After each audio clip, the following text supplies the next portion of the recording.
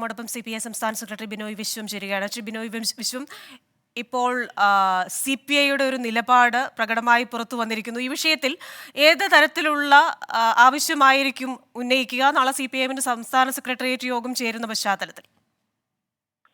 ഞങ്ങൾ അപ്പം തന്നെ പറഞ്ഞു കഴിഞ്ഞല്ലോ, ആ സംഭവം പുറത്തു വന്ന അന്ന് തന്നെ പ്രതികരണമാരാഞ്ഞ് വന്ന് കണ്ടവരോട് CPIക്ക് പറയേണ്ട കാര്യം അന്ന് തന്നെ ഞങ്ങൾ പറഞ്ഞു കഴിച്ചു. ഒരു പുതിയ കാര്യം പറയാനില്ല.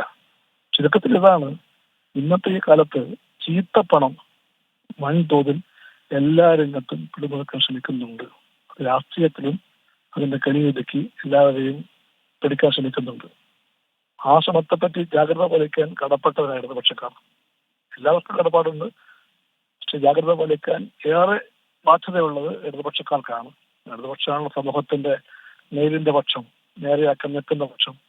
അതുകൊണ്ട് തന്നെ ഈ പക്ഷത്തിന് ആ ബാധ്യത കൂടുതലാണ്. ആ ജാഗ്രത കൈവിട്ടു പോയാൽ ക്രമേണ ഇടതുപക്ഷം പേര് മാത്രമേ ഇടതുപക്ഷം ഉണ്ടാകും, ഉള്ളടക്കത്തിൽ അത് എന്തോ ഒന്നായി മാറിപ്പോകും. അങ്ങനെ മാറാതിരിക്കാൻ വേണ്ടി എന്റെ പാർട്ടി അടക്കം CPI അടക്കം എല്ലാ ഇടതുപക്ഷ പാർട്ടികൾക്കും ബാധ്യതയുണ്ട്. ഞാനൊന്നുകൊണ്ട് പറഞ്ഞത് ഇപ്പോഴും അതേ പറയാനുള്ളൂ. ഈ പോളിംഗ് ദിവസത്തിൽ തന്നെ വളരെ നിഷ്കളങ്കമായ രീതിയിൽ വന്ന ഒരു വിശദീകരണം, അത് എത്രത്തോളം LDF എന്ന് പറയുന്ന കൂട്ടായ്മയെ ബാധിക്കും തെരഞ്ഞെടുപ്പിൽ എന്നതിനെക്കുറിച്ച് ഉള്ള ചർച്ചകളൊക്കെ നടക്കുന്നുണ്ട്. അതുകൊണ്ട് തന്നെ ഏത് തരത്തിലുള്ള ഒരു നടപടി എടുക്കണം എന്നാണ് CPIയുടെ ഒരു ആവശ്യം?